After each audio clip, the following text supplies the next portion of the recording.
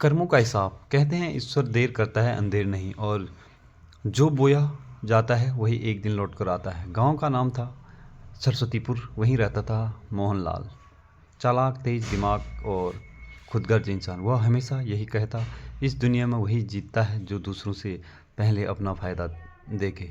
मोहनलाल साहूकार था। गरीबों को ऊंचे ब्याज पर पैसे देता, समय पर न चुका पाने वाले से ज़मीन लिखवा देता।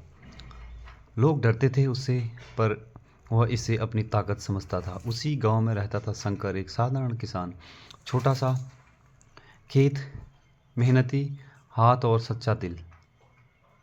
वह कहता, जो मिल जाए उसी में खुश रहो, किसी का हक मत मारो। गांव वाले अक्सर कहते, शंकर बेवकूफ़ है और मोहनलाल समझदार। समय बदला, कुछ साल बीते, मोहनलाल अमीर होता चला गया। बड़ा मकान, नौकर चाकर, लेकिन रिश्ते कोई नहीं। उसकी पत्नी बीमारी से गुजर गई। बच्चे शहर चले गए, पैसे के लिए, पिता के प्यार के लिए नहीं। शंकर की जिंदगी संघर्षों से भरी थी। उस पर उसका घर हंसी से भरा रहता था। गांव में कोई बीमार पड़ता तो शंकर सबसे पहले पहुंचता। एक बड़ा इम्तिहान। एक साल भयानक बाढ़ आई, खेत डूब गए, घर उजड़ गए। मोहनलाल का बड़ा मकान भी पानी में गिर गया। उसने मदद के लिए आवाज़ लगाई, पर कोई नहीं आया।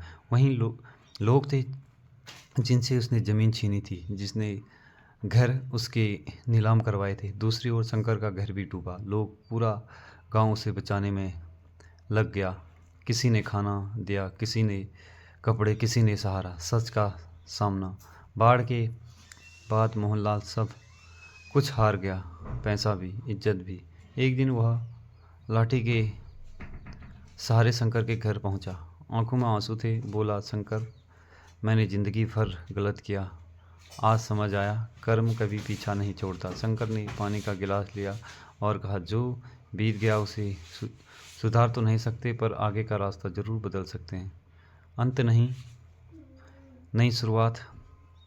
मोहनलाल ने बाकी ज़िंदगी गांव के सेवा में लगा दी। जिसने ज़मीन छीनी थी उसे लौटाई, गरीब बच्चों की पढ़ाई शुरू करवाई, और पहली बार उसे सुकून मिला। कहानी की सीख। कर्मों का हिसाब न आज होता है न कल, लेकिन ज़रूर होता है। पैसे सब कुछ नहीं, इज्जत और रिश्ते की असली कमाई है।